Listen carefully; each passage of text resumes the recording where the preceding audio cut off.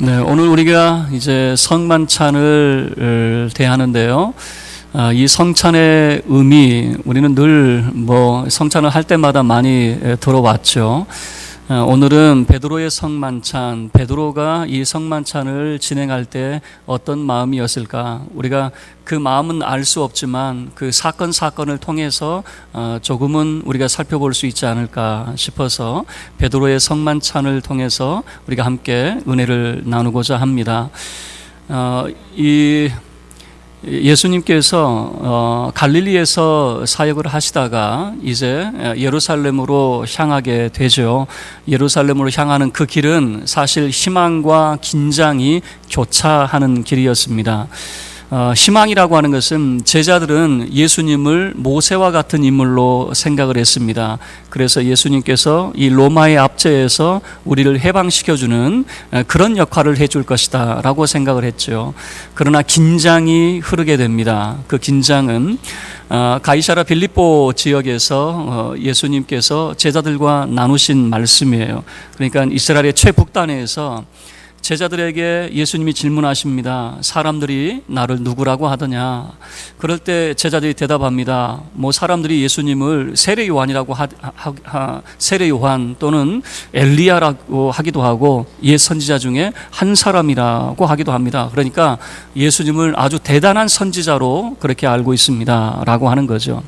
그럴 때 예수님이 제자들을 바라보시면서 그래? 그러면 너희는 나를 누구라고 하느냐? 예수님이 질문을 하십니다.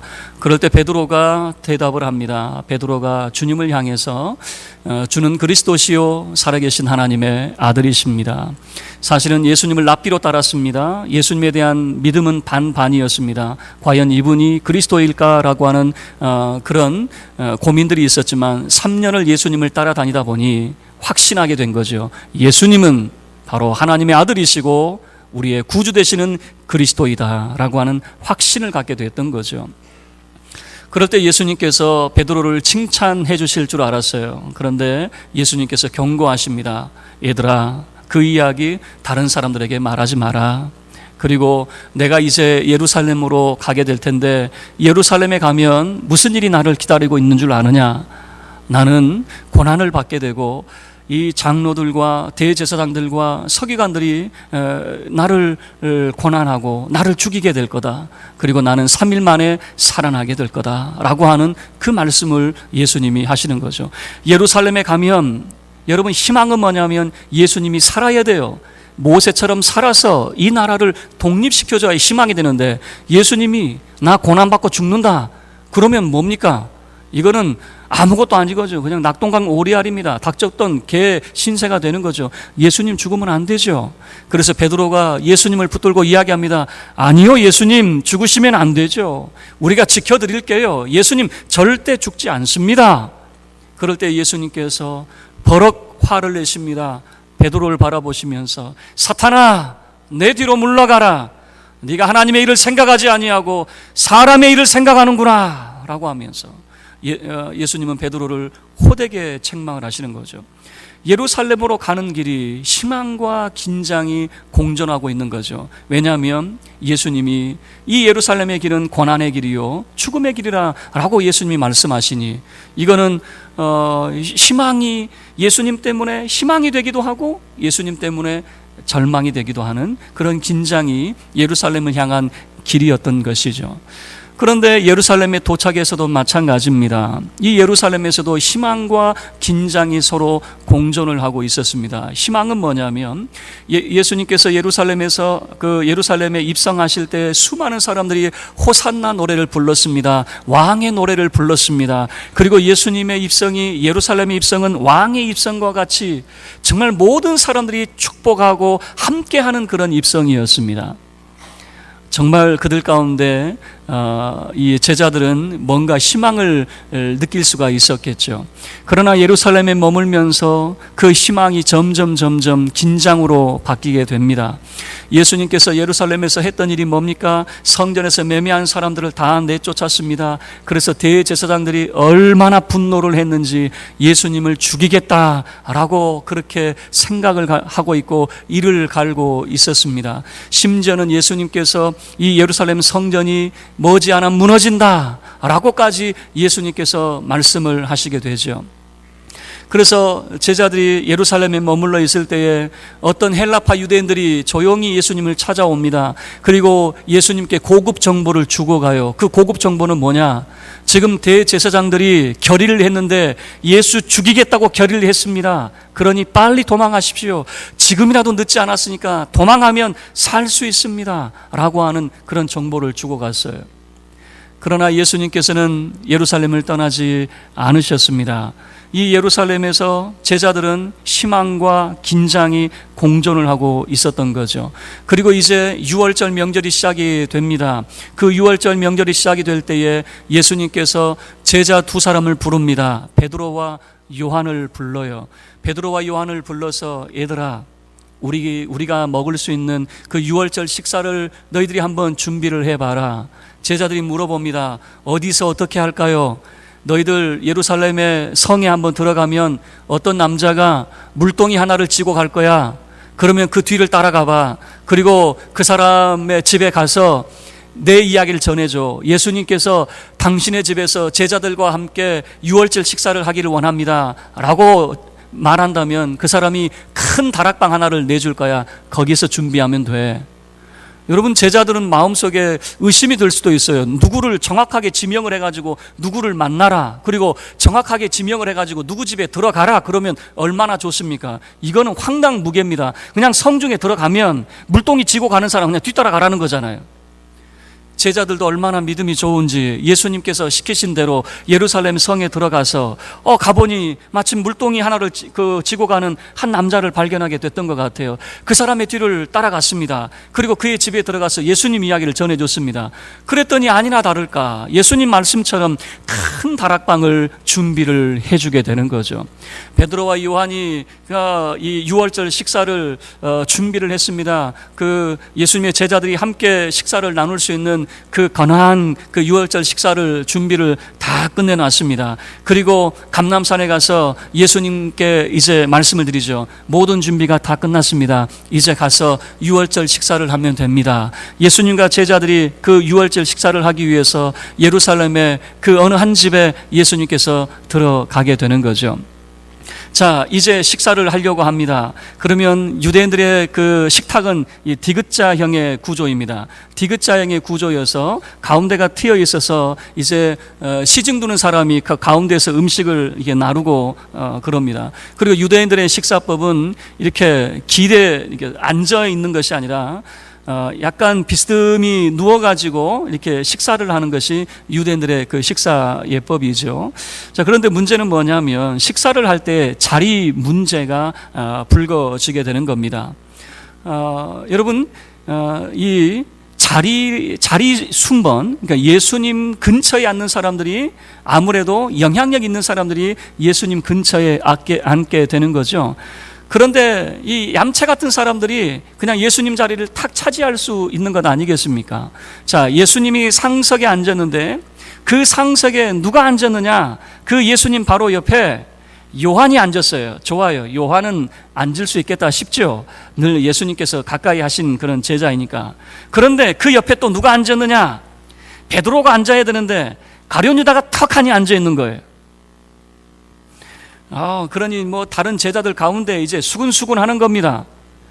저 자리 베드로 자리인데 왜 가룟 유다가 저기 앉아 있어? 그리고 다른 제자들은 왜? 가룟 유다가 왜 저기 앉으면 안 돼? 어느 누구나 예수님 자리에 앉을 수 있는 거지. 그러면서 제자들 가운데 누가 크냐라고 하는 그런 다툼이 일어났던 것 같아요. 아무래도 자리 다툼이었던 것 같아요. 제자들 가운데 누가 크냐라고 하면서 신경전이 벌어지는 거죠. 그러면 그 식사 자리에서 여러분 눈빛이 어떨까요? 좋은 눈빛이 아니고 서로를 째려보고 시기하는 그런 눈빛이겠죠. 그럴 때 예수님께서 갑자기 자리에서 벌떡 일어서십니다. 그러더니 겉옷을 벗으시는 거예요. 허리에 수건을 예수님께서 메시더니 대야에 물을 담아서 오셨어요. 그리고 제자들의 발을 예수님께서 친히 닦아주시는 거예요. 제자들의 발을 하나씩 닦아주시는데 이제 베드로의 순번이 됐습니다. 베드로는 마음이 상했는지 아니면 예수님께 미안한 마음이 있었는지 내 발 예수님 못 씻습니다 라고 하는 거예요. 예수님께서 베드로의 발을 닦으려고 할 때 절대 안 됩니다 버티는 거예요. 그러자 예수님께서 내가 너의 발을 씻지 않는다면 너는 나와 상관없는 사람이야. 예수님께서 이렇게 말씀하시니 베드로가 나와 상관없다고 그러니, 그러면 예수님 나 닦아줄 것 같으면 발만 닦지 말고 내 손도 닦아주고 내 머리도 닦아주십시오. 베드로가 예수님 앞에 이렇게 제안을 했어요. 그럴 때 예수님이 하신 말씀이 이미 목욕한 사람은 발만 닦으면 돼. 너는 깨끗하잖니. 발만 닦으면 돼. 그리고 예수님께서 베드로의 발을 닦아주셨죠. 정말 그 식사 자리에서 누가 크냐라고 하는 자리 싸움을 하고 있을 때 예수님께서 제자들의 발을 닦아주시면서 하신 말씀이 내가 주와 선생이 되어서 너희의 발을 닦아준 것처럼 너희도 서로의 발을 닦아주어라. 그 의미가 뭐겠습니까? 누가 크냐? 그런데 관심 갖지 말고 너희들은 서로 섬기는 종이 되어야 된다라고 하는 그런 말씀을 주시는 거죠. 그리고 그 자리에서 예수님께서 제자들에게 하신 말씀이 새 계명에 대한 말씀도 주셨거든요. 내가 너희에게 새 계명을 주노니 서로 사랑하라 라고 하는, 제자들이 서로 한 몸으로 사랑하기를 예수님께서 명령을 주시게 되는 거죠. 그리고 이제 식사 자리가 계속해서 진행이 됩니다. 그런데 예수님 마음이 불편하셨던 것 같아요. 괴로우셨어요. 왜 그러냐면 그 자리는 예수님과 제자들이 함께하는 마지막 식사 자리입니다. 이제 그 식사가 끝나면 예수님께서는 체포가 되고 날이 새면 십자가에 못 박혀 죽임을 당하게 되거든요. 제자들과 함께하는 마지막 시간이었어요. 너무 괴로워요. 그래서 예수님이 제자들에게 말씀하십니다. 얘들아, 너희 중에 한 사람이 나를 팔겠구나. 제자들이 수근수근 거립니다. 누가 예수님을 팝니까? 누가 예수님을 배반하고 누가 예수님을 판단 말입니까? 도대체 누굽니까? 라고 이렇게 제자들이 서로 의심하고 묻고 있을 때 예수님께서 나지막한 목소리로 이렇게 말합니다.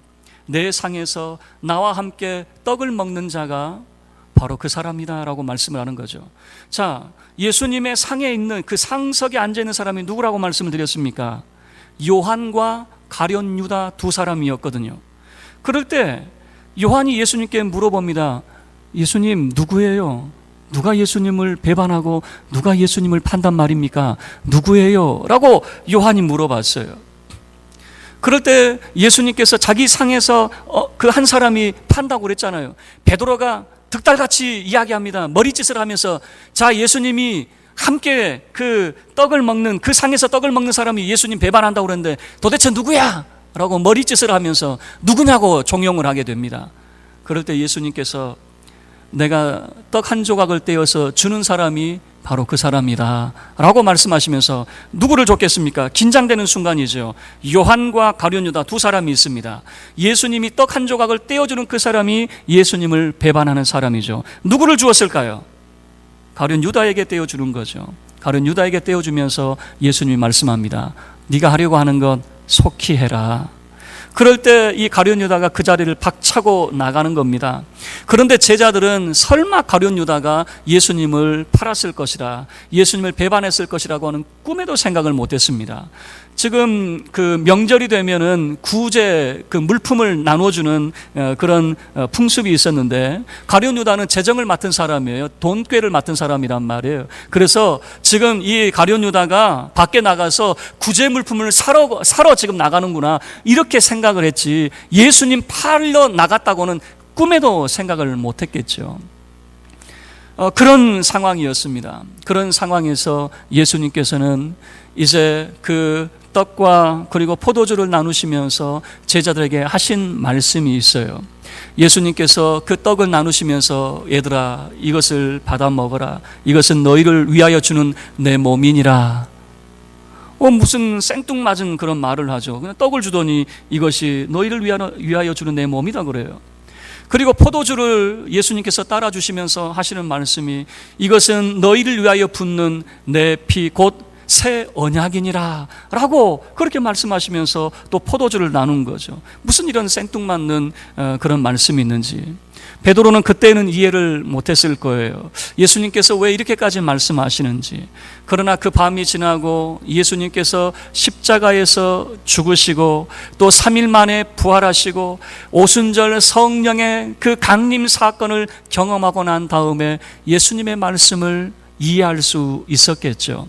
그리고 예수님이 명령하시는 대로 성만찬을 베드로가 주례하면서 무슨 생각이 들었을까요? 어떤 의미에서 그 성만찬을 베드로가 주례를 했을까요? 단순히 예수님의 명령이니까 이런 생각을 가지고 했을까요? 베드로는 그 밤을 떠올렸을 것입니다. 예수님이 우리에게 그 밤에 주시고자 한 것이 무엇이었느냐? 많은 사람들은 늘 의심합니다. 주님이 나를 사랑하는가? 나를 사랑한다면 내 인생 왜 이럴까? 주님이 정말로 나를 사랑한다면 왜 내 기도를 들어주지 않고 내 몸을 이렇게 만들어 놓으시고 내 가정을 이렇게 만들어 놓으셨을까? 과연 주님이 나를 사랑하시는 것이 맞는가? 라고 하는 질문을 던지죠. 그러나 그 밤을 기억한다면 주님은 제자들을 사랑하셨어요. 예수님께서 내 몸이다, 내 피다라고 하는 예수님은 제자들에게 그의 전부를 주셨어요. 그 마지막 시간에 제자들에게 할 수 있는 모든 것을 다 동원하였어요. 예수님은 제자들에게 내가 너희를 얼마나 사랑하는지, 그래서 요한 사도는 이렇게 이야기합니다. 예수님이 자기 사람을 사랑하시되 끝까지 사랑하셨다라고 하는 말씀을 하고 계셔요. 그 성만찬의 시간은 예수님이 그들을 얼마나 사랑하고 계셨는지, 제자들은 자기 이속만 챙겼어요. 누가 크냐? 어떻게 하면 예수님이 정말 이 나라를 얻게 되면 한 자리 얻게 될까라고 하는 자기 생각만 했어요. 그러나 예수님은 오로지 제자들만 생각하게 되는 거죠. 제자들을 아끼고 그들을 사랑하고 제자들에게 그의 전부를 예수님께서 내어주셨던 것이죠. 베드로가 성만찬을 주례할 때 어떤 마음이었을까? 우리를 사랑하사 우리에게 몸과 피를, 그의 전부를 우리에게 주신 주님의 그 마지막 밤을 기억하지 않았을까 생각이 됩니다. 여러분, 말씀을 마칠게요. 우리가 성찬 예식을 참여할 때에 단순히 예수님의 명령이니까, 아니면 1년에 2번 하는 또 의례적인 그런 행사이니까 그렇게 참여하지 마시고, 베드로가 성만찬을 대할 때에 정말 주님이 우리를 얼마나 사랑하셨는지, 정말 이기적인 우리, 오직 자기 자신만 생각하는 우리였지만 주님은 우리를 사랑하셨고 그의 전부를 우리에게 담아주셨다라고 하는 것이죠. 여러분, 우리가 떼는 빵 한 조각, 그리고 우리가 마시는 그 포도주 한 잔, 그게 무슨 의미가 되겠습니까? 그러나 그 속에는 주님의 전부가 담겨져 있습니다. 우리를 사랑하시고 우리를 아끼시고 우리를 위하여 전부를 허락하신 주님의 그 마음이 그 속에 담겨져 있습니다. 이 성찬을 대할 때에 주님의 사랑을 깨닫고 주님의 전부가, 그의 생명이 우리 속에서 흘러 넘침이 있는 이 성찬 예식이 되기를 주의 이름으로 축원합니다. 이 시간 우리가 성찬 예식을 진행하도록 하겠습니다.